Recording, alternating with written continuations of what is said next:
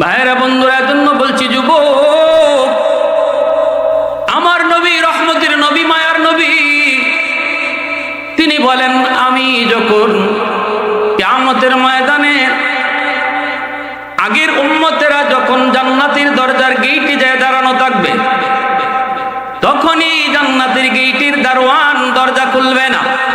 কে তোমরা? কয় আমরা আদম নবীর উম্মত। কে তোমরা? কয় নূহ নবীর উম্মত। কে তোমরা? ইব্রাহিম নবীর উম্মত।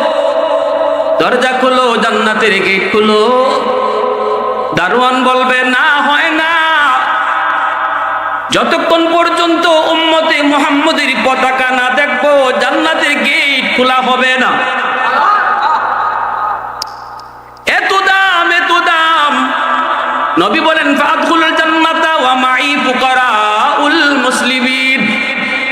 আমি নবী সবার আগে জান্নাতে ঢুকবো, আর আমার উম্মতের ভিতরে যারা গরিব নামাজি দিনদার, এই গরিব উম্মতরা আমার সাথে সবার আগে জান্নাতে ঢুকবে।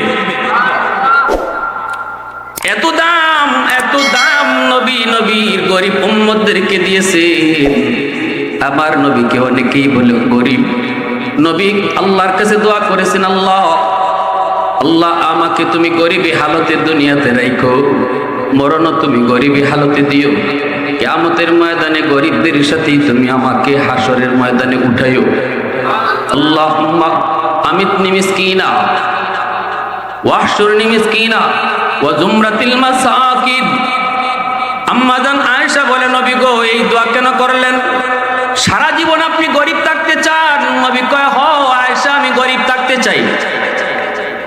গরিবী হালতে মরতে চান? কয়, হ গরিবী হালতে মরতে চাই। গরিবদের সাথে জান্নাতে হাসরের মাঠে উঠতে চান? নবী কয়, হ। কেন গো নবী? নবী কয়, কারণ হলো গরিব জান্নাতে 500 বছর আগে ঢুকবো। কয়শো বছর? জোরে বলেন, আরো জোরে বলেন, কয়শো বছর? একজন দোকানের মালিক ধনী, দোকানের কর্মচারী গরিব।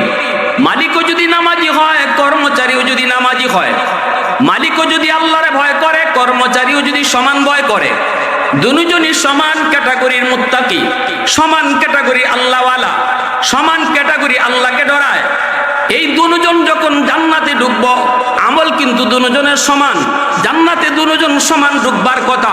কিন্তু নবী কয় শুধু ধনী আর গরিব হওয়ার কারণে গরিব ওই মালিকের 500 বছর আগে জান্নাতে যাইব। কেন, কি জন্য? কয় এটা আল্লাহর ইনসাফ, এটা আল্লাহর ইনসাফ। কারণ আল্লাহ পাক রব্বুল আলামিন ওই ধনীকে দুনিয়াতে সুখ দিছে, আরাম দিছে গরিব থেকে বেশি, ঠিক না? ধনী মন যা চাইছে তা খাইতে পারছে, ধনী মন যা চাইছে তা পড়তে পারছে, ধনী মন যেভাবে চাইছে এইভাবে ঘুমাইতে পারছে, দিছে কেন? কিন্তু গরিব মন যা চায় তা পায় না।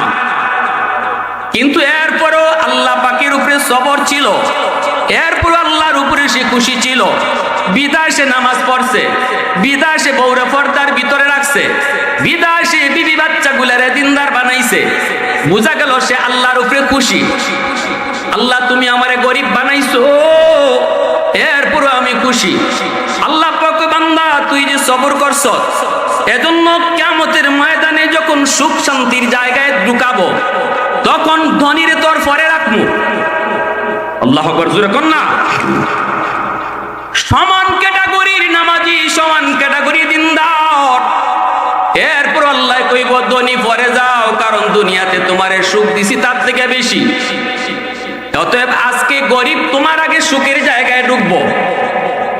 তাও একদিন দুই দিন নয়, দুনিয়াতে ধনী বেশি ছিল 10 বছর, 60 বছর, 70 বছর, তার থেকে বেশি ছিল সুখে। কিন্তু আল্লাহ পাক কত বড় ইনসাফ ওয়ালা মালিক। আল্লাহ কয়, গরিব রে তুমি যে ধৈর্য ধরছো, এর বদলা হিসাবে ধনী থেকে 70 বছর আগে তোমারে জান্নাতে দিব না, বরং 500 বছর আগে তোমারে জান্নাত দিব। আর জোরে কোন সুবহানাল্লাহ। এজন্যই মায়ার নবী, দয়ার নবী কয় গরিব 500 বছর আগে জান্নাতে যাইব। উসমান গনি রাদিয়াল্লাহু তাআলা আনহু কয়, নবী গো, ওগো নবীজি, আল্লাহ আমাকে ধন দিয়েছে, দৌলত দিয়েছে,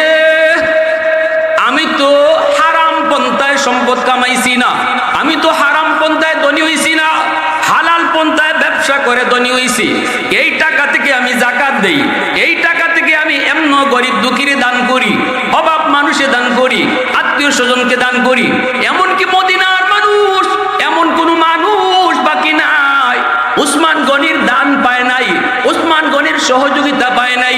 সেই উসমান গনি তিনি দাঁড়া গেছেন, ইয়া রাসূলুল্লাহ, আমি ধনী হওয়ার কারণে আমিও কি 500 বছর পরেই জান্নাতে যাইমু? সুবহানাল্লাহ, জোরে করুন। আল্লাহর নবী, রহমতের নবী তখন জবাব দিয়ে, উসমান, তুমি আশারে মুবাশশারার সদস্য হতে পারো, দুনিয়ার থাকতেই তুমি জান্নাতের সার্টিফিকেট পাইছো এমন সাহাবী। শুধু তাই না, তুমি জিন্নুরাইন, তোমার ঘরে আমার দুইটা কলিজার টুকরা মেয়ে, তুমি আমার জামাতা, তুমি আমার দামান। তাও এক মেয়ের মারা যাওয়ার পরে আরেক মেয়ে তোমার কাছে বিয়া দিছি। সুবহানাল্লাহ, জোরে বল। উসমান গনি রাসূলের কি হন? মেয়ের জামাই। কয় মেয়ে জানেন না আপনারা? এক মেয়ে দিছই, এই মারা যাওয়ার পরে আরেক মেয়ে বিয়া দিছই। এত মায়া নবী তখন তারপরে বলতেছেন, তুমি আমার জামাই হতে পারো, দুনিয়ার থেকে জান্নাতের সার্টিফিকেট তুমি পাইতে পারো। তবুও রে উসমান, আমি নবী যা কইছি নিজের থেকে কই নাই, আমার আল্লাহ আমারে কইছে। 26তম তাফসীরুল কুরআন মাহফিল। আলহামদুলিল্লাহ বলেন। একটা বাড়িতে 26 বছর ধরে তাফসীর চলে। আমার জানা মতে বাংলাদেশে এরকম খুব কম আছে। আমরা তো সারা দেশ ঘুরি। একজন মরহুম ব্যক্তির বাড়িতে তার রুহের মাগফিরাতের জন্য 26 বছর ধরে, আল্লাহ এই মাহফিলকে কবুল করো। সবাই আওয়াজ দিয়ে এখন আমিন। সভাপতি হযরত মাওলানা মুজিবুর রহমান সাহেব, আমার অত্যন্ত শ্রদ্ধাভাজন বড় ভাই, আপনাদের 3 নং জামে মসজিদের সম্মানিত বেশ ইমাম। আমার আগে বয়ান পেশ করেছেন জননন্দিত মুফাসসির কোরআন বন্ধুবর হযরত মাওলানা জাফর আহমদ সিরাজি। গতকাল বয়ান পেশ করেছেন বন্ধুবর শরীফুজ্জামান রাজীবপুরী সহ আরো অনেকেই। আজকে শেষ দিন, শেষ অধিবেশন। বয়ানের পরে আখেরি মোনাজাত হবে।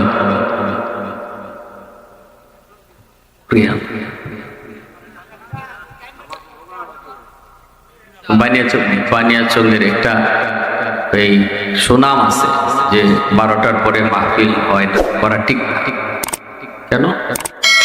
ফজরের নামাজ, সারা রাত ওয়াজ আর ফজরের নামাজ দুইটাই সমান হইব। যখন সারা রাত না, সারা বছর ধরলাম, সারা বছরের ওয়াজ এক পাল্লা আর ফজরের নামাজ এক পাল্লা। কোনটা বাড়ি হইব? সবাই কোন পিছনের মানুষ করি কইবা হুজুরে তো ওয়াজ শর্ট করার। যাক, আমি যদ্দূর পারি ইনশাল্লাহ চেষ্টা করব, যদ্দূর আপনাদের মনোযোগ থাকে। আপনারা আমার দেশের মানুষ, মহব্বত করেন অন্তর থেকে, এটাই আমি আল্লাহর কাছে শুকরিয়া আদায় করি। এবং অন্তর থেকে দোয়া করেন। অনেক মুরব্বী এখানে আছেন যারা খুব মায়া করেন। যুবক ভাইয়েরা, দেশের মানুষ মহব্বত করা এটা বহুত বড় একটা সম্পদ। আমি সারা দেশে আমার মানুষ খুব সম্মান করে, ইজ্জত করে, দেশের মেশে চিনই না, লাভ হইল কি? এটা কোনো দাম আছে? এটা আমি মনে করি এটার কোনো মূল্য নাই।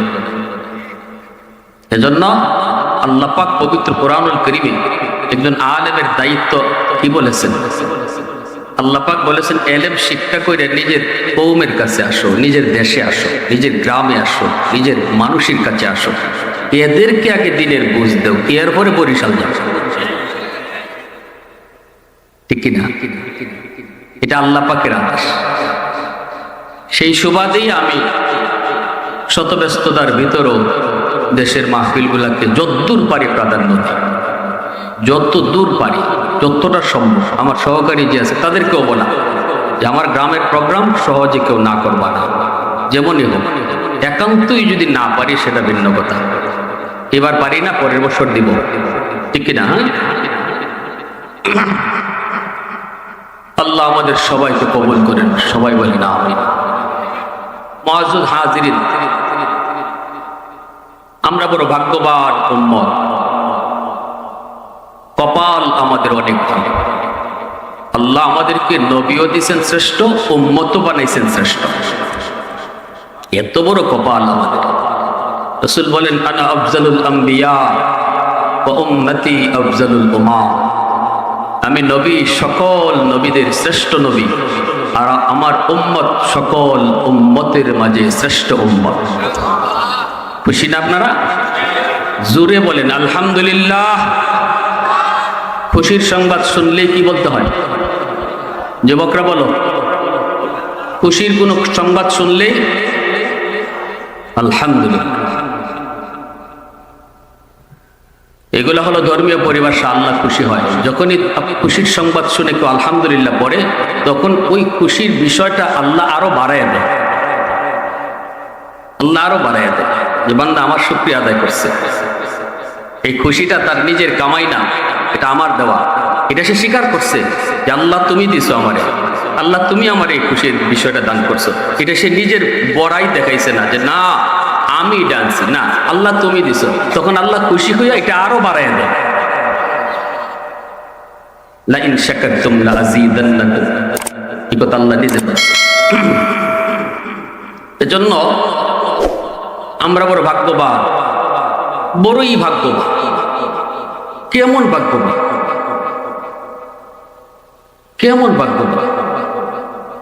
আমার আপনার মতো সাধারণ উম্মত হওয়ার জন্য বনী ইসরাইলের অনেক বড় বড় পয়গম্বর আল্লাহর কাছে দরখাস্ত করেছে,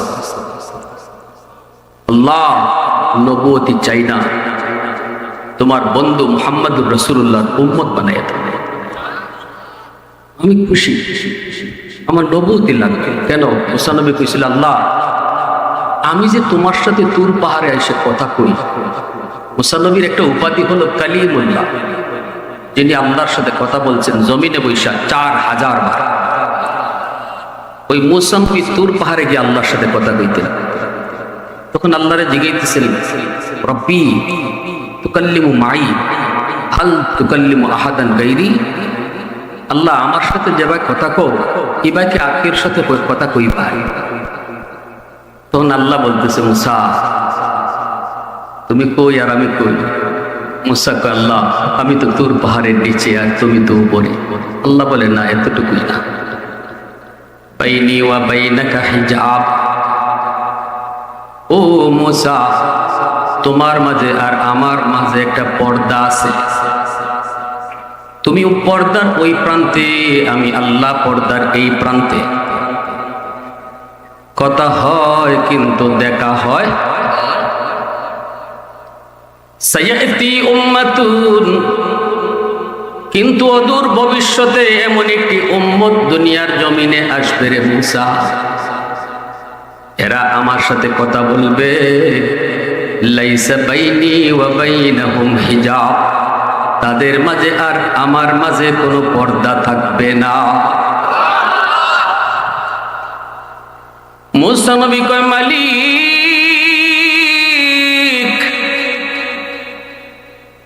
এই উম্মতের নাম, আল্লাহ বলে উম্মতে মুহাম্মদ,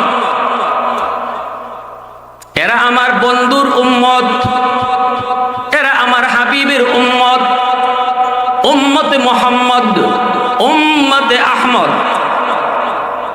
মুসা নবী কয়, মালিক এরা কেমন করে তোমার সাথে কথা বলবে একটু বলবানি? আমি তো তুর পাহাড়ে আইসা তোমার সাথে কথা বলি, এরা কেমন করে কথা বলবে একটু শোনাইবানি? আল্লাহ পাক কয়, মুসাল্লি ইউনাজি রাব্বা, বন্ধু তুমি জানায় দাও, তোমার উম্মত যখনই নামাজে দাঁড়ায় তখনই তারা আমার সাথে কথা কয়। এজন্যই তো নবী মেরাজে যায় বলেছিলেন, মালিক তোমার সাথে মেরাজে আমি নবী এসে কথা বললাম, কিন্তু আল্লাহ তোমার সাথে আমার উম্মত কেমন করে কথা বলবে? আল্লাহ পাক বলেন, বন্ধু তোমার উম্মত কি করে কথা বলবে, কেমন করে কথা বলবে, সেই ব্যবস্থা আমি আল্লাহ করেছি। সেই ব্যবস্থাটার নাম হলো নামাজ। নামাজের মধ্যে নামাজি যখন দাঁড়াবে তখনই সে আমার সাথে কথা বলবে। নামাজি কার সাথে কথা কয়? একটু জোরে কও। মুসাল্লি ইউনাজি রাব্বা, নামাজি আল্লাহর সাথে কথা কয়। মুসা নবী কয়, মালিক নামাজি তোমার সাথে কথা বলে, কিন্তু তুমি কেমনে কথা কইবাই? আল্লাহ পাক কয়, এরা যখন কোরআন তেলাওয়াত করব তখন আমি কথা কইমু। নামাজি আল্লাহর সাথে নামাজে কথা কয়, কিন্তু কোরআন তেলাওয়াত করলে আল্লাহ কথা কয়। ঠিক কিনা জোরে বলেন। মুসা নবী যখন 50 ওয়াক্ত নামাজ নিয়ে চলে আসবি, আল্লাহ পাক রব্বুল আলামিনের ভালো লাগে না, বন্ধু তো চলে যায়। নবী যখন 50 ওয়াক্ত নামাজ নিয়ে চলে আসবি, আল্লাহ তার কাছে ভালো লাগে না। বন্ধুর কাছ থেকে বিদায় নিলে বন্ধুর যেমন ভালো লাগে না, আল্লাহ পাকেরও ভালো লাগে না রে যুবক। আল্লাহ পাক মুসা নবীরে অ্যাডভান্স মেসেজ দেয়, ও মুসা আমার বন্ধু তো জায়গা, ও মুসা আমার বন্ধু তো জায়গা, আমি আল্লাহর মন ভরে নাই। আল্লাহু আকবার। বন্ধুকে দেখতে আরো মন চায়, তুমি বুঝায় শোনায়া আবার পাঠায়া দিও। মুসা নবীর কাছে যাওয়া মাত্রই মুসা কয়, নবী গো এত খুশি লাগে কেন? আমার আপনার নবী কয়, খুশি হইমু না, আমি যেমন আল্লাহর সাথে কথা কইছি আমার উম্মত কথা কওয়ার ব্যবস্থা হইছে। মুসা নবী কয়, কেমনে? কয় 50 ওয়াক্ত নামাজ। মুসা নবী কয়, না গো নবী 50 ওয়াক্ত নামাজ পারবে না, উম্মতের জন্য কষ্ট হবে। আমার উম্মত 2 ওয়াক্ত নামাজ পারে নাই, আপনার উম্মত হবে আখেরি জমানার উম্মত, হায়াত তাদের কম, সময় তাদের কম, পারবে না গো নবী, কমায়া নিয়ে আসেন, একটু বুঝেন, আবেগে চইলেন না। উম্মতের জন্য নামাজ পেয়েছেন, আবেগ আপনার বেশি, কিন্তু একটু হুঁশ রাখেন। 50 ওয়াক্ত পারবে না, দিনও খাইব কোন সময়, ঘুমাইব কোন সময়, 50 ওয়াক্ত নামাজ পড়তে পড়তেই তো দিন যাবে, একটু তাড়াতাড়ি কমায় আসেন। নবীজির তখন মাথায় ঢুকলো, কথা তো ঠিক, ঠিক না? আল্লাহর নবী চলে আসলেন আল্লাহর কাছে। আল্লাহ কয়, বন্ধু কেন আইছো? নবী কয়, মালিক 50 ওয়াক্ত পারবে না, উম্মতের জন্য কষ্ট হবে, কমাও। আল্লাহ কয়, যাও বন্ধু 5 ওয়াক্ত কমাইলাম। নবীজি 5 ওয়াক্ত কম লইয়া এবার নবী চলে আসলেন 45 ওয়াক্ত লইয়া। আল্লাহ পাক রব্বুল আলামিন আমার আপনার নবীর কেমন আশিক, আমার আপনার নবীর প্রতি আল্লাহ পাকের কেমন দরদ, কেমন ভালোবাসা, কেমন বন্ধুত্ব আল্লাহর। আল্লাহ কয়, মুসা রে বন্ধুত্ব জায়গা, আমি আল্লাহ এখনো মন ভরে নাই। ও মুসা আবারও যদি পারো বুঝায় শোনায় পাঠায় দিও। মুসা নবী কয়, নবী গো কমাইছেন নি? নবী কয়, কমাইছি। কয়ক্ত? কয় 5 ওয়াক্ত। রইছে কত? কয় 45। না গো নবী 45 ওয়াক্ত পারবে না, অনেক বেশি, আরো যায় কমায় আনেন। আমার উম্মত 2 ওয়াক্ত পারে নাই। এইবার নবী কয়, এই কথা তো এটাও ঠিক, 45 ওয়াক্ত বেশি। নবী আবার আসলেন। আল্লাহ পাক কয়, বন্ধু কেন আইছো? আল্লাহ পাকের কুদরতি চেহারায় মুচকি হাসি। নবী কয়, আল্লাহ পারবে না, আরো কিছু কমাও। আল্লাহ পাক কয়, যাও বন্ধু যাও, 5 ওয়াক্ত আরো কমায় দিলাম। নবী এইবার 40 ওয়াক্ত নিয়ে চলে আসে। আল্লাহ কয়, মুসা রে জায়গা তো, ও মুসা আমার বন্ধু জায়গা তো, আবার পারলে ফারা ফিরত পাঠায়। মুসা নবী আবার কই, নবী গো পারবে না, 40 ওয়াক্ত পারবে না, আরো কমান। এইভাবে নবী আন আর জান, এইভাবে 9 বার গেলেন। কয়বার গেলেন জোরে বলেন? ফিরত গেলেন নবী কয়বার? 9 বারে 45 ওয়াক্ত আল্লাহ কমাইছে। রইছে কয়ক্ত? জোরে কোন কয়ক্ত? এইবার যখন নবী 5 ওয়াক্ত নিয়ে ফিরে আসেন, আল্লাহ কয়, মুসা রে, ও মুসা জায়গা তো দোস্ত, মনে হয় আড়াইতো না রে, পারলে আবার পাঠায় দিও। মুসা নবী কয়, নবী গো 5 চোখ তো পারবে না, আরো কিছু কমান। নবী কয় না ভাই মুসা আমি আর পারবো না, কারণ যতবার গেছি আল্লাহ কমাইছে কয়ক্ত কইরা, এখন রইছে কয়ক্ত, এখনো যদি যায় কই কমানতে আগের মতোই যদি কমাইলাইতে তো আর তাকেই না, আর কি থাকবে না। ভাই যা হইছে হইছে, আমি আর যাইমু না, আর যাইতে শরম লাগে, আর যাইমু না। মুসা নবী কয় না গো নবী যান, কাম হইব কোনো না কোনো একটা কাম হইব, কারণ আমার মালিক আমারে অ্যাডভান্স মেসেজ দিছে। আমি এমনে এমনে তোমারে কই না গো বন্ধু, এমনে এমনে কই না গো নবী, আল্লাহ আমাকে মেসেজ দিছে আপনারে বুঝায় পাঠাইতাম, জান জান খালি হাতে ফেরত আইবেন না, কিছু না কিছু আল্লাহ দিবই দিব। সুবহানাল্লাহ। এইবার নবী যাবে, কিন্তু মুসা নবী কয়, আল্লাহর নবী কয় ভাই মুসা যেতে তো মন চায়, কিন্তু আল্লাহ যদি কয় কেন আইছো, কেমনে কিতা কইতাম, শরম লাগে। আল্লাহর নবীকে মুসা নবী শিখায় দেয়, বন্ধু ও মুহাম্মদ শরমের কিছু নাই, আল্লাহ যদি এবার জিগায় বন্ধু কেন আইছো, তখন আপনি কয়েন ও মালিক 9 বার আইছি, 9 বার কইছি আমি কেন আইছি, কিন্তু এখন কেন আইছি আমি কইতাম না, তুমি কও কেন আইছি। আরো আওয়াজ দিয়ে সুবহানাল্লাহ, আরো জোরে সুবহানাল্লাহ। প্রশংসা করব কার, আরো জোরে বন্দেগী করব কার, আরো জোরে মালিকের নাম গোলামি করব কার। ওয়াহদাত কি হিফাজত নিহি বেকুওত বাজু, वहदत की हिफाजत नहीं बेक़ुव्वत बाजू, आती नहीं कुछ कमी हक़ल खुदा दा, ऐ मर्द खुदा तुझको क़ुव्वत नहीं हासिल, जा बैठ किसी गार में अल्लाह को करिया, ये सच है कि बातिल की तरफदार नहीं हम, गद्दार न समझो हम गद्दार नहीं, हाँ फूलों की तो रहनरुम मिजाज अपना है नाज़ुर, हम तीर नहीं नेज़ा व तलवार नहीं, हाँ हम तीर नहीं नेज़ा व तलवार नहीं, हाँ। मुसलमाনের আওয়াজে বলেন আল্লাহু আকবার। আল্লাহ পাক জিজ্ঞেস করে বন্ধু আবার কেন আইছো, নবী কয় মালিক 9 বার আইছি, আমি কইছি কেন আইছি, এখন কেন আইছি আমি কইতাম না, তুমি কও কেন আইছি, কারণ তুমি তো অন্তর্যামী খোদা, তুমি তো আলিমুম বিযাতিস সুদূর, অন্তরের খবর জানেন শুধুমাত্র কে, দয়াল বাবা। এই যুবক আওয়াজ দিয়ে বল, হ্যাঁ বাবুরা যায়, অন্তরের খবর জানে শুধুমাত্র কেটা। এখানে যদি বেজাল থাকে ওয়াজ হইনা লাভ নাই, সাফ সাফ কথা। এখানে যদি বিন্দু পরিমাণ বেজাল থাকে ওয়াজ হইনা কষ্ট কইরা কোনো লাভ নাই। এটা আকীদা, এটা বিশ্বাস। অন্তরের খবর নবীও জানেন না, জানেন শুধু কে, তাইলে আমার দয়াল বাবা কিবলা বাবা কেমনে জানবো, খাজা বাবা জটাশায় কেমনে জানবো, ল্যাংটাশায় কেমনে জানবো। সাবধান, এই বাবার ফেরো কইরেন না।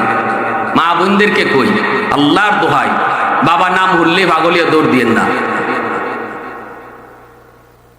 আমার মা বোনেরা তো বাপ নাম হুললে পরে জামাই রিজি গায় না।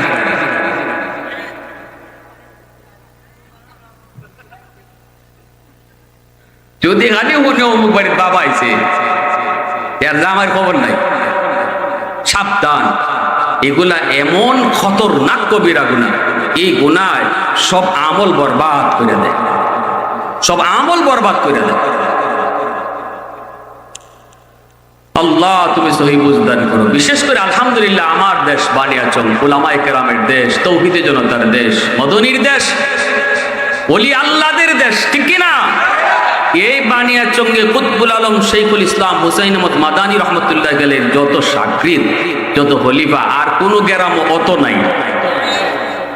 সারা বাংলাদেশের কোন গ্রামও কুতবুল আলম মদনী রহমতুল্লাহ আলাইহির যত খলিফা আমাদের গ্রামে আর কোথাও নাই। এজন্যই ইনি কইতেন বানিয়াচঙ্গের মাটির সাথে মদিনার মাটির মিল পাওয়া যায়, বানিয়াচঙ্গের মানুষের সাথে মদিনার মানুষের মিল পাওয়া যায়। আল্লাহু আকবার। এর চেয়ে আর ভাগ্য কি লাগে ভাই, যে মদনী রহমতুল্লাহ গেলে আমার রসুলের রওজার পাশে বসে হাদিস পড়ান, আর ছাত্ররা কয় হুজুর হাদিসে যে আপনি পড়াইলেন নবী রওজায় শুয়ে আছেন, নবী কবরে জিন্দা, নবী মুর্দা না, এটা কেমনে বুঝতাম? মানুষ তো কবরে গেলে মরা থাকে, আপনি তো কইতেছেন হায়াতুন নবীর মাসলা, নবী কবরে জিন্দা, বুঝি কেমনে? ইনি কয় বুঝো না? বলে না বুঝি না। বুঝো না? বলে না বুঝি না। বুঝো না? না বুঝি না। হয়তো রওজার ফায়সাও, যেই ছাত্ররা রওজার ফায়সাইছে সাইয়েদাকে সব পর্দা আল্লাহ সরাই দিছে, রসুল কবরে বইয়ে দিয়েছেন আসন করে কুরসির ভিতরে। কত বড় বুজুর্গ, যিনি নবী রওজার পাশে গিয়ে সালাম দিলে নবী সালামের জবাব দিতেন ওয়া আলাইকুমুস সালাম ইয়া ওয়ালাদি, ও আমার সন্তান তোমাকে সালাম। এই কথা হাজারো মানুষ শুনতো। সুবহান আল্লাহ। এজন্য আমি মাঝে মাঝে গর্ব করি, আল্লাহকে শুকরিয়া আদায় করি, আল্লাহ আমাকে তুমি বানিয়াচঙ্গের মতো একটা গ্রামে জন্ম দিছ। আমার দেশ আমার কাছে সবচেয়ে প্রিয়। প্যারে হাজিরিন, তো আল্লাহ পাক বলতেছে বন্ধু আবার কেন এসো? নবী যখন কইলেন আল্লাহ তুমি কও, তুমি তো অন্তরের খবর জানো, তুমি কও কেন আইছি? আল্লাহ পাক কয় বন্ধু জানি কেন আইছো, আর একটু কমানোর জন্য। কিন্তু না বন্ধু, আর কমাইতে হবে না, আর কমানোর কোনো প্রয়োজন নাই। 5 ওয়াক্ত নামাজ লইয়া তুমি চলে যাও। টেনশন করো না, টেনশন করো না, টেনশন করো না, উম্মত পারবে না। না বন্ধু টেনশন নাই, আমি তাদেরকে ডেকে ডেকে নামাজ পড়ায় নিব। আর যখন এসেই পড়েছো সুসংবাদ শুনে যাও, উম্মতকে জানায় দিও 5 ওয়াক্ত নামাজ পড়বে, 50 ওয়াক্তের সওয়াব আমি আল্লাহ দান করব। পাইছেন নি? মুসা নবীজি কইছিল খালি হাতে আল্লাহ দিত না, ঠিক কি না? এজন্য আল্লাহ পাক কয় বন্ধু, ও বন্ধু আসসালাতু মিরাজুল মুমিনিন, নামাজ হলো তোমার উম্মতের জন্য মেরাজ। নামাজের ভিতরে তোমার উম্মত আমি আল্লাহর সাথে কথা বলবে। যখনই নামাজে দাঁড়ায় বলবে আলহামদু, সমস্ত প্রশংসা। আল্লাহ জিজ্ঞেস করবে লিমানিল হাম, কার প্রশংসা করো? নামাজি বলবে লিল্লাহ, আল্লাহ। আল্লাহ আবার নামাজির জিজ্ঞেস করে মানিল্লাহ, কে তোমার আল্লাহ? এই কথাগুলো কিন্তু আমরা শুনি না, যারা শুনবার এরা শুনে। আল্লাহ যে জিগাইতেছে আর আমি যে জবাব দিতেছি, যারা শুনবার এরা শুনে। সুবহানাল্লাহ, জোরে কর, আরো জোরে কর সুবহানাল্লাহ। জুন্নুন মিসরি রহমতুল্লাহ আলাইহি বলতেন যে আমি আল্লাহর প্রতিটা প্রশ্ন নিজের কানে শুনি। দরকার ইমাম শাহ হুজুর আজকে দুনিয়াতে নাই, আলী আকবর সাহেব রাহিমাহুল্লাহ মুস্তাজাবুদ দাওয়া ছিলেন, যিনি হাত উঠাইলেই আল্লাহর দরবারে কবুল হয়ে যেত। দরকার ইমাম শাহ হুজুরে ফিজের নামাজ পড়ছেন নি আপনারা? কেউ নাই কেন? কেউ? আমি এই খাদ্যা মাদ্রাসা যখন পড়ি তখন একবার পড়ছি। মদনী রহমতুল্লাহ গেলে আসতেছেন, মদনী রহমতুল্লাহ আসতেছেন, এয়ারপোর্ট থেকে আমরা রিসিভ করবো। খাতিয়ার সাহেব তখন আসছেন, আল্লাহর ওলি কুতবে জমান, ইনি তখন আসেন। খাতিয়ার সাহেবরে তো দেখছেন আপনারা, কেন অনেক গ্রুপে আসেন না? খাতিয়ার সাহেব তো আল্লাহ আল্লাহ আল্লাহর ওলি আমারে কুলো লইয়া লইয়া বড় করছেন। খাতিয়ার সাহেব আমারে কুলো লইয়া চুমাইয়া চুমাইয়া বড় করছে। আর খালি কইতা ও বা উস্তাদ হল, আমার উস্তাদ হল সিনোনি, তোমরা ওর বেটারে সিনোনি সিনোনি। উস্তাদ হুজুর আমরা তো চিনি, আমরা নাসি, আমরা বড় মায়ার সাথে। হুজুর না না, খালি নাসির না, কও নাসির উদ্দিন সিপাহ সালার। আমি খাইতে ওয়াজও গেলে এখনো নাজিম শাহ হুজুর এই কথা কইয়া খাইতে দিন। নাজিম শাহ হুজুরের বাবা খাইতের সাহেব কইতা যে না, খালি নাসির কইও না, কও নাসির উদ্দিন সিপাহ সালার। শাহজালাল মুজরুদ ইয়ামানি রহমতুল্লাহ আলাইহির সাথে যে নাসিরউদ্দিন সিপাহ সালার আসছিলেন, ওইভাবে খাইতের সাহেব কইতা আর উস্তাদরা কইন এত মায়া করছেন। ও খাচ্চার সাহেব রাহিমাহুল্লাহ তিনি আমাদেরকে নিয়ে রওনা দিয়েছেন মদনী রহমতুল্লাহ আল আসবা, ওনার এয়ারপোর্টে রিসিভ করতে হবে। 14টা গাড়ি নিয়ে খাচ্চার দিকে রওনা দিছি। যখন খালি আমরা খেত গেছি, এই শাহজালাল মাজারের দ্বারা গেছি, তখন আসরের নামাজের টাইমে গেছে। তখন হুজুররা বলতেছেন, বাবা আমরা নামাজটা পড়ে এলাই, এখানে আশেপাশে কোনো মসজিদ দরকার যাওয়া দরকার নাই, দরকারটা একটু দূর। আবার হুজুর এখানে নামাজ পড়েন, বহুত বড় হুজুর, নামাজ আবার কিরকম হয় দেরি যদি ওই জায়গা, বরং আমরা একটা জামাত করে এলাই, নাইলে আবার তাই কোন সময় বিমান থেকে নামিয়ে যে বাগা আমরা রিসিভ করতে পারতাম না, কেউ কিন্তু যাইও না, সবাই আমরা এখানে নামাজ পড়বো। আমি সময় শুধু আমার দিলের ভিতরে জোশ আইছে, আল্লাহরে খালি দরকার ইমাম সাহেব হুজুরের নাম শুনে আর খাত্তার সাহেবের মুখে খালি ওনার গুণগানই শুনি, জীবনে কোনোদিন ওনার পিছনে নামাজ পড়ার সুযোগ আর হইব কি হইব না। দরকার দাঁড়াইয়া নামাজটা দরকার ছাড়া আর কেন করে নিতাম, আমার মনে মানতেছে না। আমি এই সময় ভিতরে কি করবো কি না, কি করবো কি না। উস্তাদদের কাছ থেকে যদি অনুমতি নেই, জীবনে অনুমতি দিতা না। তো আমার একটা ক্লাসমেট ছিল, ওরে কইতেছি দোস্ত এক কাজ কর, চল হুজুরের নাক হয়ে যাই। তা আমার কয় তুমি যে যাইতে এই সাহস তুমি কেমনে করো, যদি গেলে পরে আমরা ইয়া গাড়ি না পাই, গাড়ি যদি জায়গা এয়ারপোর্ট তখন কিতা করবা। আমি করে বাই লো গাড়ি পাই না পাই দেখুনে পরে আগে যাইগে। আমার দিলের ভিতরে এমন একটা তুফান শুরু হয়েছে, হুজুর হয়েছে নামাজ পড়তাম, কইয়া হেরালে আইসি সব ছাত্র ওস্তাদের চোখে ফাঁকি দিয়ে আমরা আইসি দরকার আইয়া দেখি হুজুর নামাজ পড়াই তো শুন, আমিও নামাজে দাঁড়াই গেছি। নামাজে দাঁড়াইছি আর মনে মনে সময় তো বুঝে নই কি আবেগ নিয়ে আইসি নামাজ, দিলের ভিতরে একটা ভাব আইসে, ও আল্লাহ ভাবছিলাম আমি নিশ্চিত আমি গাড়ি মিস করবো, তো বড় বুজুর্গের পিছনে নামাজ পড়তেছি, এখানে নামাজ কি আর আমরার মতো খালি মাথার তুলনার নামানি হইব, এখানে তো অবশ্যই অত্যন্ত বিনয়ের সাথে দেরিতে হইব। কিন্তু দেখলাম আল্লাহর ওলি কত বড় যে ওলি, উনি ইনি বুঝতেছেন ওনার পিছনে কত মানুষ কত অসুবিধা লইয়া নামাজও আইছে। কেউ দোকানে শাটারটা কোনো রকম অর্ধেক ফালাই আইছে, নামাজও দেরি হইলে পরে দোকান থেকে মাল ছুড়ে লই যেতে পারে, কেউ আইছে গাড়ি তুইয়া নামাজটা পড়তো ব্যস্ত। এই অবস্থায় এই যখন নামাজও হারাইছেন, ও আল্লাহ আমরার যতক্ষণ সময় লাগে এর থেকে আরো কম সময় লাগছে, রুকু সেজদা সব ইতমিনানের সাথে আদায় কইরাও নামাজ শেষ। এখন আমি নামাজটা শেষ করে এত সুন্দর নামাজ পড়লাম, তাড়াতাড়ি দোস্ত চল তাড়াতাড়ি যাই। আইয়া দেখি আমরা হুজুররা খালি সালাম ফিরাইছো, তাইলিছি না নিয়ে শুকরিয়া আদায় করলাম। পরে আমার উস্তাদরে বললাম, উস্তাদজি তাই অত বড় বুজুর্গ তিনি কত তাড়াতাড়ি নামাজ পড়লা কেন? কন্যা বাবা এটা হইছে আল্লাহওয়ালাদের পিছনের হালত, ওরা দেখে কে কোন হালতে নামাজে দাঁড়াইছে। উনি জমাত যখন পড়ায় তখন উনি মুসল্লিদের খেয়াল রাখে, এটা আল্লাহ রসুলের সুন্নত। নবীজি বলছে ইমাম সাহেব সর্বদা মুসল্লিদের খেয়াল রাখবে, মুসল্লিরা কোন ধরনের কেরাত পছন্দ করে, কতটুকু লম্বা কেরাত পছন্দ করে, এটা ইমাম সাহেব খেয়াল রেখে নামাজ পড়াইতো। নবীজির কাছে মুসল্লিরা অভিযোগ দিছিল, ইয়া রাসূলুল্লাহ আমরা এশার নামাজও জমাতো আইন তাই এত লম্বা কেরাত ধরুন, সারাদিন কাম কাজ করে আমরা এশার নামাজ আইছি, নবীকে আমরা কষ্ট হয়ে জায়গা।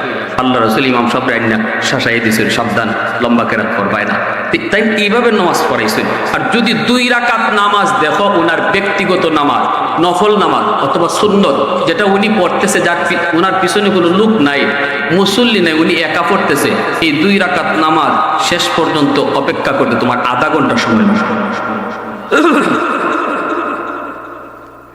খাত্তার সাহেব একদিন উনার পিছনে নামাজও ফজরের নামাজ পড়ে হুজুর মিম্বরে বইয়া কইন, হুনো বাবারা আজকে এশার নামাজ আমি আজকে দরকার ইমাম সাহেবের পিছনে নামাজ পড়ছি, উনি ইমাম আমি উনার পিছে, উনি কেমন বুজুর্গ শোনো, এক বুজুর্গ আরেক বুজুর্গের ঘটনা শোনাইতেছে, এক ওলি আরেক ওলির ঘটনা শোনাইতেছে।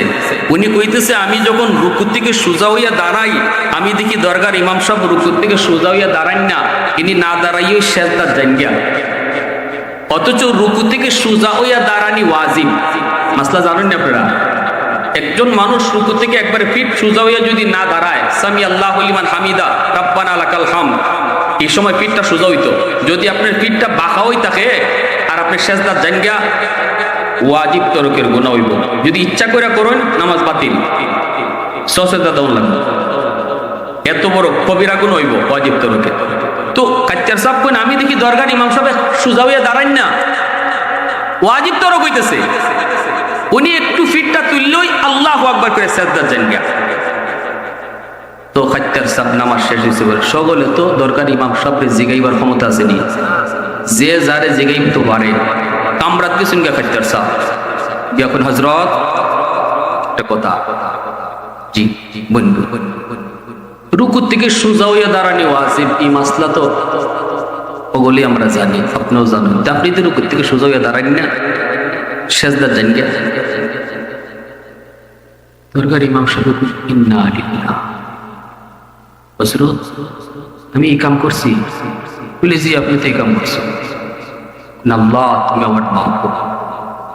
তাই কইতেছেন আপনি তো একবার করছেন না, প্রতি রাকাতে ওই ইন্না লিল্লাহ, হযরত আল্লাহর কাছে মাপ চাই। আচ্ছা কেন লাগে এটা ওইটা কোন মাপ তো আল্লাহর কাছে চাইবা, আমি সেজদার জায়গা চাইয়া দেখি আমার আল্লাহর কুদরতি পাও দেখা যায়, আমার ফসম খারাইছে। আমরা নামাজ আর তারার নামাজ চিন্তা করছি, আমি যখন রুকুর থেকে দাঁড়াই সেজদার জায়গা দেখি আমার আল্লাহর কুদরতি কদম দেখা যায়, ওই কদমের সেজদা দেওয়ার লাগে তাড়াতাড়ি কদম ফরার লাগে, আমি কদ্দুর পর্যন্ত খার হইছি এটা আমার হুশ থাকে না। এই কথা কই খাইতে যাবে হাও মাও করে খান শুরু করছে। বাবা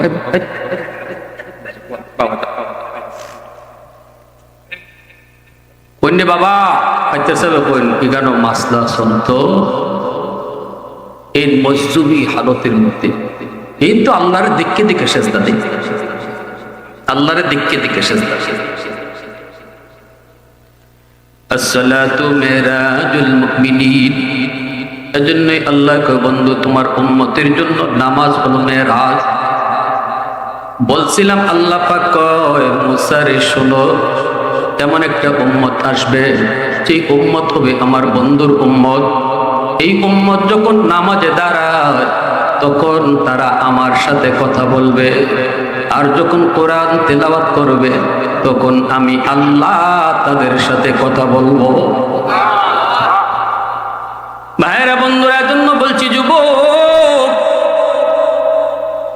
আমার নবী রহমতের নবী মায়ার নবী তিনি বলেন আমি যখন কিয়ামতের ময়দানে আগের উম্মতেরা যখন জান্নাতের দরজার গেইটে যায় দাঁড়ানো থাকবে, তখনই জান্নাতের গেইটের দারওয়ান দরজা খুলবে না।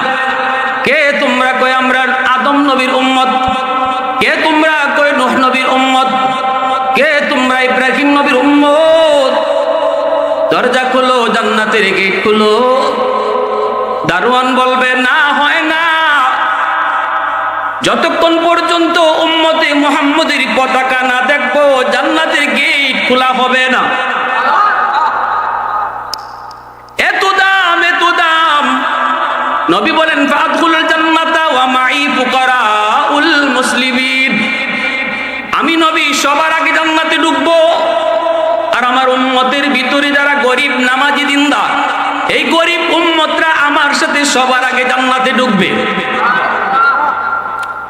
এত দাম, এত দাম নবী নবীর গরিব উম্মতদেরকে দিয়েছেন। আমার নবীকে অনেকেই বলে গরিব। নবী আল্লাহর কাছে দোয়া করেছেন, আল্লাহ আল্লাহ আমাকে তুমি গরিবী হালতে দুনিয়াতে রাখো, মরণও তুমি গরিবী হালতে দিও, কিয়ামতের ময়দানে গরিবদের সাথেই তুমি আমাকে হাসরের ময়দানে উঠাইও। আল্লাহুম্মা আমিতনি মিসকিনা ওয়াহশুরনি মিসকিনা ওয়া জুমরাতিল মাসাকিন। আম্মা জান আয়েশা বলে নবী গো এই দোয়া কেন করলেন? সারা জীবন আপনি গরিব থাকতে চান? নবী কয় হ আয়েশা, আমি গরিব থাকতে চাই। গরিবী হালতে মরতে চান? কয় হ গরিবী হালতে মরতে চাই। গরিবদের সাথে জান্নাতে হাসরের মাঠে উঠতে চান? নবী কয় হ। কেন গো নবী? নবী কয় কারণ হলো গরিব জান্নাতে 500 বছর আগে ঢুকবো। কয়শো বছর? জোরে বলেন, আরো জোরে বলেন, কয়শো বছর? একজন দোকানের মালিক ধনী, দোকানের কর্মচারী গরিব, মালিকও যদি নামাজি হয়, কর্মচারীও যদি নামাজি হয়, মালিকও যদি আল্লাহরে ভয় করে, কর্মচারীও যদি সমান ভয় করে, দুজনই সমান ক্যাটাগরির মুত্তাকি, সমান ক্যাটাগরি আল্লাহওয়ালা, সমান ক্যাটাগরি আল্লাহকে ডরায়, এই দুজন যখন জান্নাতে ঢুকবো, আমল কিন্তু দুজনের সমান, জান্নাতে দুজন সমান ঢুকবার কথা। কিন্তু নবী কয় শুধু ধনী আর গরিব হওয়ার কারণে গরিব ওই মালিকের 500 বছর আগে জান্নাতে যাইব। কেন, কি জন্য? এটা আল্লাহর ইনসাফ, এটা আল্লাহর ইনসাফ। কারণ আল্লাহ পাক রব্বুল আলামিন ওই ধনীকে দুনিয়াতে সুখ দিছে, আরাম দিছে গরিব থেকে বেশি, ঠিক না? ধনী মন যা চাইছে তা খাইতে পারছে, ধনী মন যা চাইছে তা পড়তে পারছে, ধনী মন যেভাবে চাইছে এইভাবে ঘুমাইতে পারছে, দিছে কেন? কিন্তু গরিব মন যা চায় তা পায় না। কিন্তু এরপরও আল্লাহ পাকের উপরে সবর ছিল, এরপর আল্লাহর উপরে সে খুশি ছিল, বিদায় সে নামাজ পড়ছে, বিদায় সে বউরে পর্দার ভিতরে রাখছে, বিদায় সে বিবি বাচ্চাগুলারে দিনদার বানাইছে। বুঝা গেল সে আল্লাহর উপরে খুশি। আল্লাহ তুমি আমারে গরিব বানাইছো, এরপরও আমি খুশি। আল্লাহ পাক বান্দা তুই যে সবর করছ, এজন্য কিয়ামতের ময়দানে যখন সুখ শান্তির জায়গায় ঢুকাবো, তখন ধনীরে তোর পরে রাখবো। আল্লাহু আকবার, জোরে কোন না।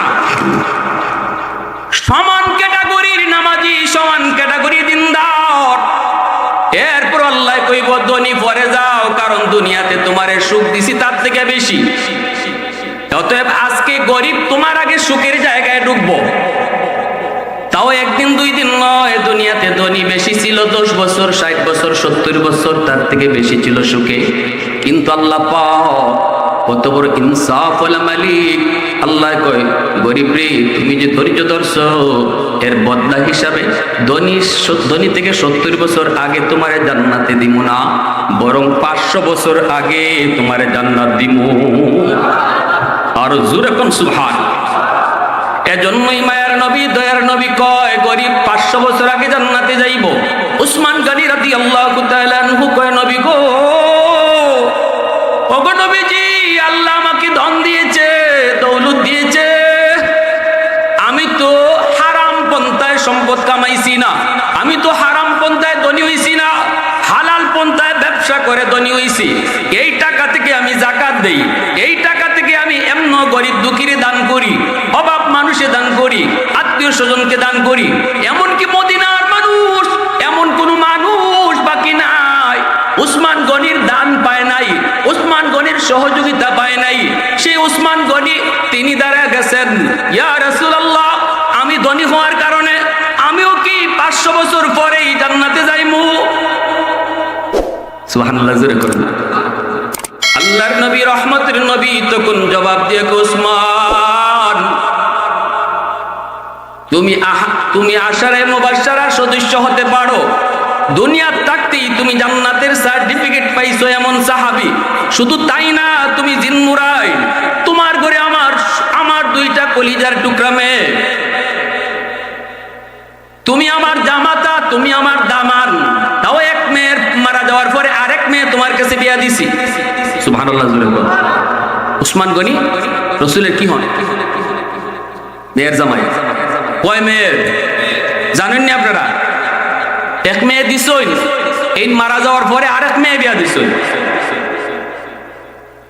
এত মায়া নবী তখন তারপরে বলতেছেন, তুমি আমার জামাই হতে পারো, দুনিয়ার থেকে জান্নাতের সার্টিফিকেট তুমি পাইতে পারো। তবুও রে উসমান, আমি নবী যা কইছি নিজের থেকে কই নাই, আমার আল্লাহ আমারে কইছে। কিয়ামতের ময়দানে জান্নাতে যাওয়ার পালায়, জান্নাতে যাওয়ার প্রতিযোগিতায় যারা তোমার কাছ থেকে সাহায্য নিয়ে চলছে, গরিব সাহাবী, এরাও তোমার 500 বছর আগে জান্নাতে যাইব। উসমান গনি রাদিয়াল্লাহু তাআলা আনহুর চোখ থেকে দরদর করে পানি পড়ে, নবী গো, সাহাবায়ে কেরাম রাদিয়াল্লাহু তাআলা আনহুম তাদের টার্গেট তো শুধু জান্নাতে যাওয়া, ঠিক কি না? দুনিয়ার সম্পদের প্রতি তো তাদের কোনো লিপ্সা নাই, তাদের টার্গেট হলো জান্নাতে আমি আগে যাইতে উঁচু জান্নাত পাইতাম, চিরস্থায়ী জান্নাতের মেহমান হইতাম। উসমান গনি যখন শুনছেন ইনি পরে যাবেন, গরিবরা আগে যাইব, উসমান তো কান্না শুরু করে দিয়েছে, ইয়া রাসূলুল্লাহ, আমার এই সম্পদের কি প্রয়োজন, আমার এই সম্পদের কি প্রয়োজন গো নবী? এই সম্পদ, যেই সম্পদ আমারে জান্নাতে আগে যেতে দেয় না, এই সম্পদ, যেই সম্পদ আমাকে জান্নাতে আগে যেতে দেয় না, এই সম্পদ দিয়ে আমি কি করব? আল্লাহর নবী, রহমতের নবী কয়, উসমান কারণটা জানতে চাও নাকি? উসমান গনি কয়, নবী গো, কারণটা কি একটু জানতে মন চায়। আমি তো সম্পদের হক আদায় করি, আমি তো হালাল পথে কামাই, হালাল পথে সম্পদ ব্যয় করি, সবাইরে সাহায্য সহযোগিতা করি, তাহলে আমি কেন পরে যাইমু? নবী কয়, উসমান কারণ জানতে চাও বলে হ। আল্লাহ নবী কয়, তাহলে তুমি নিজে দাঁড়াও।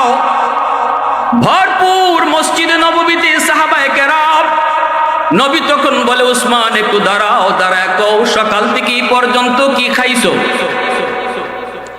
উসমান গনি কয়, নবী গো, ঘুম থেকে ওইটা বাসি রুটি, নাস্তার টাইমে নাস্তা, দুপুরে ভুনা গোশত রুটি। আল্লাহ নবী কয়, উসমান খানা খাইছো হালাল, হিসাবও তোমার সঠিক, কিন্তু মনে রাখো একদিনের হিসাব চাইছে আমি নবী, জবাব দেওয়া লাগছে 3টা। কথা কখন লাগছে কয়টা? জোরে কও, কথা কওয়া লাগছে কয়টা? ঘুম থেকে ওইটা বাসি রুটি, নাস্তার টাইমে নাস্তা, দুপুরে ভুনা গোশত রুটি, কথা কইছো 3টা, সময় লাগছে বেশি।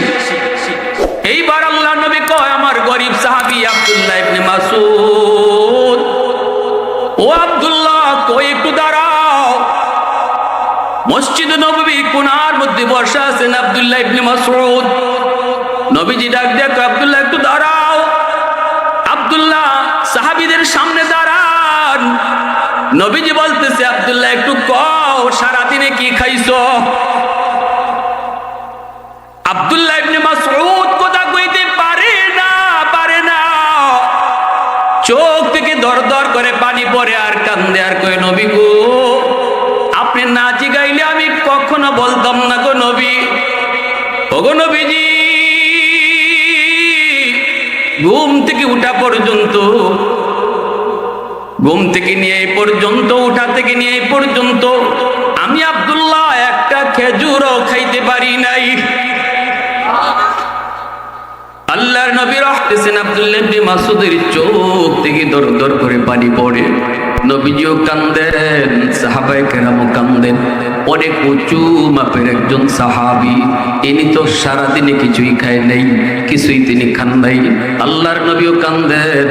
এইবার নবীজি বলেন, উসমান রে, হিসাবটা এখন বুঝো। ও উসমান, একদিনের হিসাব, একদিনের খানার হিসাব, কথা কোন লাগছে তোমার 3টা, সময় লাগছে 3 কথায়, কম না বেশি? আর আমার আব্দুল্লাহ এক কথায় জবাব দিছে, কিছুই খাই নাই, হিসাব শেষ। কিয়ামতের ময়দানে আল্লাহ পাক যখন লাইন ধরায় হিসাব নিব, লাইন ধরায় যখন হিসাব নিব, তোমার মতো ধনীরা যখন আল্লাহর সামনে আইব, আল্লাহ কইব, হিসাব দাও সম্পদের। মিম্মালিহি মিন আইনা ইকতাসাবাহু ওয়া ফিমা আনফাকা, কোন পথে সম্পদ কামাই করেছো, কোন পথে সম্পদ ব্যয় করেছো, এই হিসাব না দিয়া কেউ সামনে যাইতে পারবে না। ওই সময় তুমি উসমান, সম্পদ বেশি হওয়ার কারণে তোমার সময় লাগবে বেশি, জবাব তুমি ঠিকই দিবা, কারণ হালাল পথে কামাই করেছো, হালাল পথে ব্যয় করেছো, জবাব তোমার ঠিকই হইতেছে, কিন্তু সময় লাগতেছে বেশি। তোমার পিছনেই দাঁড়ায় থাকবে আমার আব্দুল্লাহর মতো গরিব। আল্লাহ পাকের মায়ার নজর যখন গরিবের দিকে পড়বে, আল্লাহ তখন কইব, বান্দা তুই বাইপাস আয়।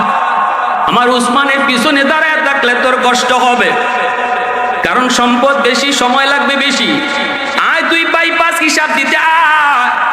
তখন আব্দুল্লাহর মতো গরিব সাহাবীরা বাইপাস যাবে হিসাব দেওয়ার জন্য। আল্লাহ কইব, কি কামাইছো, কেমনে ব্যয় করছো? ওই একদিনের হিসাবের মতোই কইব, এই ছিল, এই কামাইছি, এমনে ব্যয় করছি। এইদিকে তোমার হিসাব এখনো অনেক বাকি। এজন্যই আল্লাহ গরিবকে ধনীর 500 বছর আগে আল্লাহ জান্নাত দিব। আলহামদুলিমান কদ্দারা খাইরাম ওয়া কাবালা আলহামদুলিমান কদ্দারা খাইরাম ওয়া কাবালা والشكر لمن صور حسنا وجمالا فرد صمد عن صفة خلق بريء رب أزلي خلق الخلق كمالا لا ضد ولا ند ولا حد لمولا الآن كما كان ولم يلق زوالا الآن كما كان ولم يلق زوالا একটু আওয়াজ দিয়ে এখন আল্লাহু আকবার মুসলমানের আওয়াজে আল্লাহু আকবার বাস্তবে কিন্তু আমার নবী গরিব ছিলেন না নবী কিন্তু বহুত বড় ধনীর ছেলে নবীর কিন্তু অনেক সম্পদ ছিল কিন্তু নবীজি সব সম্পদ আল্লাহর রাস্তায় দান করে গরিব হয়ে গেছেন আল্লাহ নবী রহমতের নবী মায়ার নবীর আব্বা আব্দুল্লাহ নবীজির আব্বার নাম কি নবীজি দাদার নাম কি আব্দুল মুত্তালিব আব্দুল মুত্তালিব ছিলেন মক্কার প্রেসিডেন্ট নবীজির দাদা আব্দুল মুত্তালিব হলেন খানায়ে কাবার মুতাওয়াল্লি খানায়ে কাবা মুতাওয়াল্লি এই আব্দুল্লাহ নবীজির বাবা আব্দুল্লাহ চেহারার মধ্যে সব সময় নূরে মুহাম্মদি চমকাইতো নবীজির দাদা আব্দুল মুত্তালিবের 10টা ছেলে 6টা মেয়ে 16টা বাচ্চা কাচ্চা ছিল নবীজির দাদার বাচ্চা কাচ্চা কয়জন নবীজির বাপ চাচারা বলেন 10 জন আর নবীজির ফুফু হইলেন 6 জন কয়জন এই 16 জনের পরিবার আব্দুল মুত্তালিবের এর ভিতরে 10টা ছেলের ভিতরে সর্বছোট সবচেয়ে ছোট ছিলেন আমার নবীর বাবা আব্দুল্লাহ চেহারা ছিল এত সুন্দর এত সুন্দর এত মায়া মায়া তো হবেই কারণ তার কপালের মধ্যে নূরে মুহাম্মদি চমকাইতো নূরে মুহাম্মদি চমকাইতো যার কারণে মক্কার অধিকাংশ নারী তার পাগল ছিল পাগল জমজমের পানি বন্ধ হয়ে গেল মানুষেরা কয় আব্দুল মুত্তালিব তুমি তো মুতাওয়াল্লি পানির ব্যবস্থা করো সংক্ষেপে বলি নবীজির দাদা আব্দুল মুত্তালিব খানায়ে কাবায় আল্লাহকে হাত উঠায় কয় মালিক তোমার ঘরের খাদেম বানাইছো জমজমের পানি উঠে না কেন আল্লাহ তুমি পানির ব্যবস্থা করো যদি তুমি জমজমের পানি দাও আমার একটা ছেলেকে তোমার নামে কুরবানি দিব এই দোয়া করতে আল্লাহ দোয়া কবুল করে নিছে জমজমের কুয়ায় পানি উঠলো এইবার সবাই পানি পান করলো কিন্তু আব্দুল মুত্তালিব এই যে মান্নত করছিলেন একটা ছেলেরে জবাই করবেন একটা ছেলেকে আল্লাহর রাস্তায় কুরবানি দিবেন এই কথা ভুলে গেছেন কারণ আমরা তো বিপদে পড়লেই আল্লাহরে ডাকি বিপদ ভুললে গেলে আর খবর নাই ইনারও ইরমাকের অবস্থা হইছে পুত্রে আবার জবাই করে কেমনে ইনি মান্নত ভুলে গেছেন আল্লাহ পাক রব্বুল আলামিন স্বপ্ন যুগে 3 দিন দেখাইছে মান্নত পুরা করো নইলে গজব আসবে মান্নত পুরা করো নইলে গজব আসবে আব্দুল মুত্তালিব সাথে সাথে তখনকার সময়ে তাওরাত কিতাবের পণ্ডিত ওয়ারাকা বিন নওফল ওর কাছে তিনি গেলেন যা বলতেছেন ভাই একটু 3 রাত স্বপ্নে দেখেছি মান্নত পুরা করতাম নাইলে গজব ওয়ারাকা কয় তাড়াতাড়ি মান্নত পুরা করো মান্নত পুরা করো নইলে গজব আসবে মান্নত পুরা করো 10টা ছেলেকে আব্দুল মুত্তালিব ডাকলো ডাইকা বলল বাবা ও বাবা আমি তো এইরকম মান্নত করেছিলাম যার কারণে জমজমের কুয়ায় পানি আইলো এখন তো মান্নত পুরা করা লাগবে তোমাদের কাউকে না কাউকে কোনো একজনকে আল্লাহ রাস্তায় কুরবানি করব বলো কে রাজি আছো নবীজির চাচা আবু লাহাব আপন চাচা কিন্তু নবী আবু লাহাব নবী কি আবু জাহেল কিন্তু আপন চাচা না শাস্তুলি চাচা আবু জাহেল হইল শাস্তুলি চাচা আর নবীর আপন চাচা হইল আবু লাহাব ছোটকাল থেকে এই সময় থেকে শয়তান আছে উঠতে কয় আব্বা মান্নত করার সময় আমার নাম লইছিলাই না তা কয় না হইতে আমি গেলাম আমার নাম যখন কইছো না, আমি গেলাম, তুমি তোমার বুঝো। আবু লাহাব চলে গেল, হামজা চলে গেল, সবাই একে একে চলে গেল। কে নিজে কুরবানি হইতো? কে নিজে কুরবানি হইতো? কেউ তো থাকে না। 10 জনের ভিতরে 9 জন চলে গেল, কয়ে আমি রাজি না, আমি কুরবানি হইতে রাজি না। একজন তিনি দাঁড়ায় রইলেন, তিনি আর কেউ নন, তিনি হলেন আমার নবীর আব্বা আব্দুল্লাহ। ছোট ছেলেটা দাঁড়াই রয়েছে। ছোট ছেলে দাঁড়ায়, আব্বা আপনি মান্নত পুরা করেন, আমি আমার কল্লা দিয়া দিলাম আমার আল্লাহকে খুশি করার জন্য কল্লা দিলাম। বাবা আমি দিয়া দিলাম, আমাকে ধৈর্যশীলদের ভিতরে পাইবেন, আমি কোনো হাউমাউ করব না, চিল্লানিও দিব না, মান্নত পুরা করেন। আব্দুল মুত্তালিব ছুরি নিয়ে দাঁড়ায় গেছে খানায় কাবার সামনে। মক্কার সুন্দরী নারীরা খবর পায়া, মক্কার নারী নয়, পুরুষ নয়, যুবক নয়, সব খানায় কাবার সামনে হাজির হয়ে গেল। নারীরা গলায় ছুরি দিয়া কয়, ও আব্দুল মুত্তালিব, তুমি যদি আব্দুল্লাহরে জবাই করো, আমরা একে একে সবাই নিজের গলা কেটে ফেলবো। কারণ আব্দুল্লাহর চেহারা, নবীর বাবা আব্দুল্লাহর চেহারার মধ্যে নূরে মুহাম্মদী চমকায়। এই নূরে মুহাম্মদীর কারণে যেই চেহারার দিকে তাকায় সেই পাগল হয়ে যায়, সেই তো তার আশিক হয়ে যায়। এজন্য মক্কার নারীরা কয়, সুন্দরী নারীরা, শুধু নারীরা নয়, যুবকরা পর্যন্ত কয়, আব্দুল্লাহরে যদি আপনি জবাই করেন, আমি নিজে নিজে জবাই হয়ে যাব, নিজে নিজে জবাই হয়ে যাব। পরিস্থিতি অনেক ভিন্ন, পরিস্থিতি মুহূর্তের ভিতরে ভিন্ন রূপ ধরলো। সাথে সাথে ওয়ারাকা বিন নওফল সাথে হাজির। আব্দুল মুত্তালিব কয়, ও ওয়ারাকা একটু কও, এখন কি করি, মান্নত কেমনে পুরা করি? অন্য কোন ছেলেই রাজি হয় না, যেই ছেলে রাজি হয়েছে এই ছেলেকে কোরবানি দিলে আজ এই মুহূর্তে মক্কার শত শত নারী আর যুবক নিজের জীবন নিজে দিয়া দিবে। আল্লাহ। এই অবস্থায় আমার ভাইরা, ওয়ারাকা বিন নওফল কয়, আব্দুল মুত্তালিব 100টা উট আর আব্দুল্লাহ এই দুইটারে লটারি দাও, দেখো লটারিতে কার নাম উঠে, 100 উটের নাম উঠে নাকি আব্দুল্লাহর নাম উঠে। লটারি দেওয়া হয়, নবীর বাবা আব্দুল্লাহর নাম উঠে। দ্বিতীয়বার আবার লটারি দেয়, তখনও নবীর পিতা আব্দুল্লাহর নাম উঠে। তৃতীয়বার লটারি দেয়, তখনও আব্দুল্লাহর নাম উঠে। এইভাবে যতবার লটারি দেয় আব্দুল্লাহর নাম উঠে। তখন ওয়ারাকা বিন নওফল কয়, 99 বার দেখো, 100 বারে যায় যেটা উঠবে এটাই ফাইনাল। 99 বার যখন দেওয়া হলো, তখন আব্দুল্লাহর নাম, আর বাকি আছে শুধু একবার দিলে পরে সিদ্ধান্ত ফাইনাল হয়ে যাবে।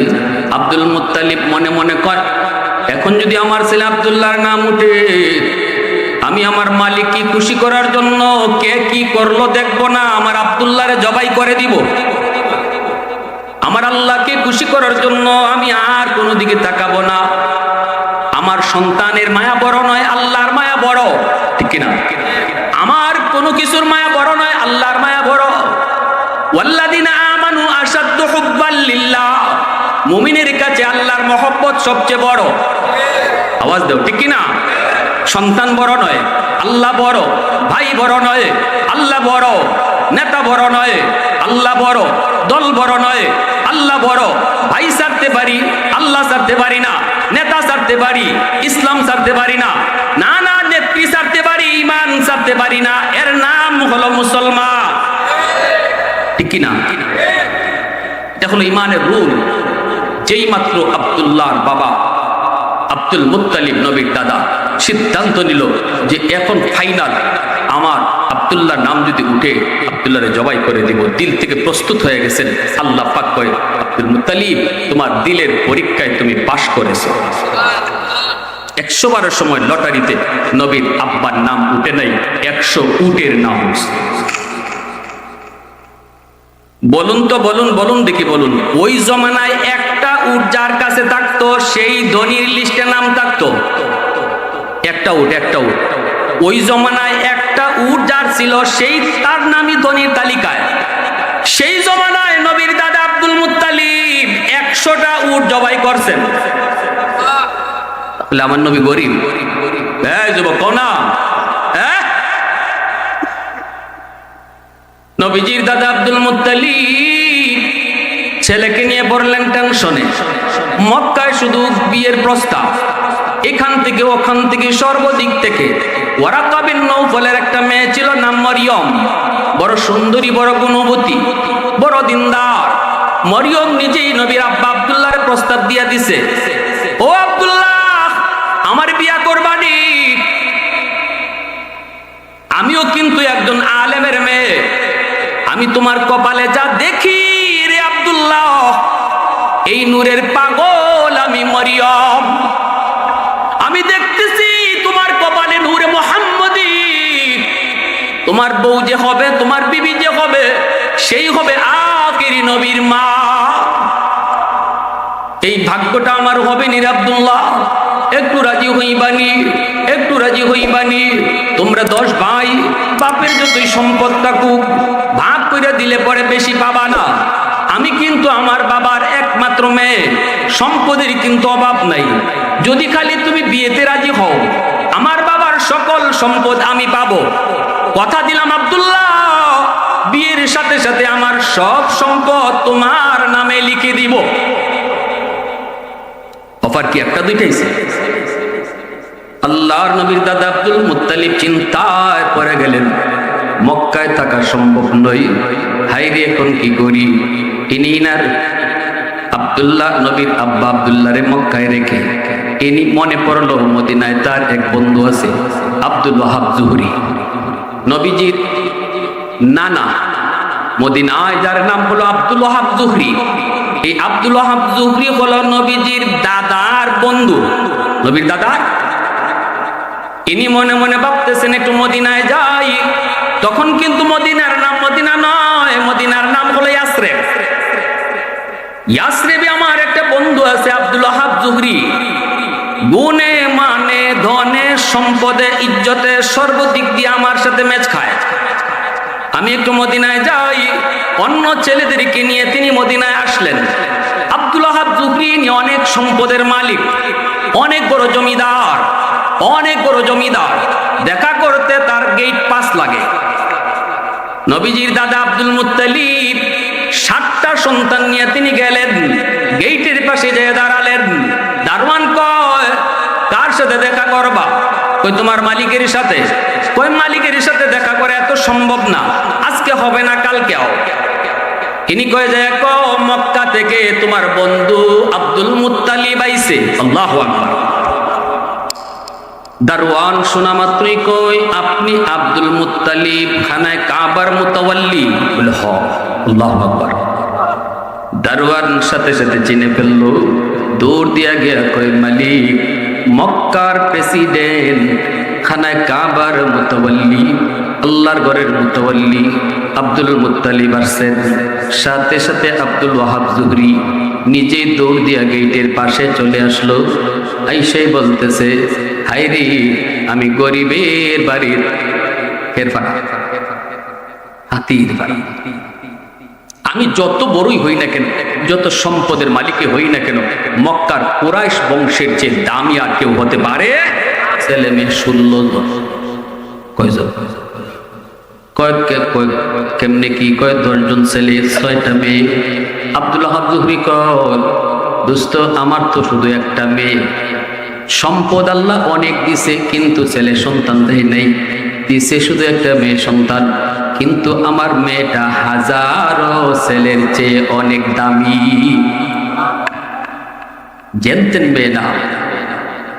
সোমবারে আর শুক্রবারে আমার মেয়ের কপালের মধ্যে একটা নূর চমকায়। আমার মেয়েটার দিকে যেই যুবক তাকায়, অটো তার চোখের পাতা পড়ে যায়, শাটার লেগে যায়, তাকাইলেই শাটার পড়ে যায়। আমার মেয়েটার এত গুণ, সর্বগুণী গুণী।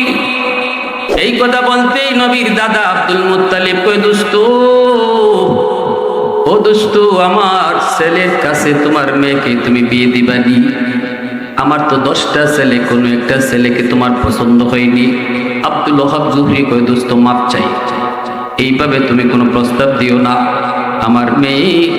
আমার মেয়েটাকে বিয়ে দিতে আমি খামখেয়ালি করব না। না রে দোস্ত, মেয়েটার মতো ছেলে যদি উপযুক্ত না পাই আমি তালাশ করব। হবে না দোস্ত, অন্য কথা কও। আব্দুল মুত্তালিব কয়, কি কয়? সোমবারে শুক্রবারে নূর চমকায়।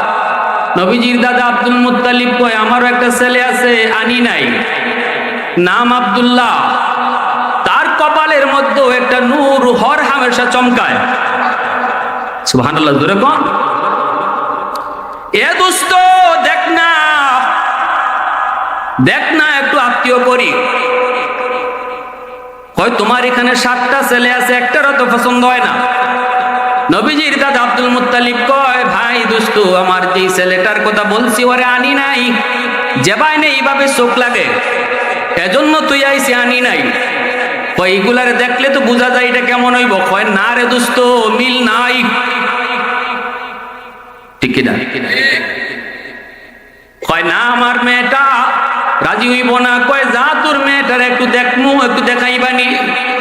আব্দুল ওহাব জুহরি কয়, না দোস্ত, আমার মেয়েটা কোনো পুরুষের সামনে যায় না, দেখা করে না, কেমন করে তুই দেখবি রাজি হবে না।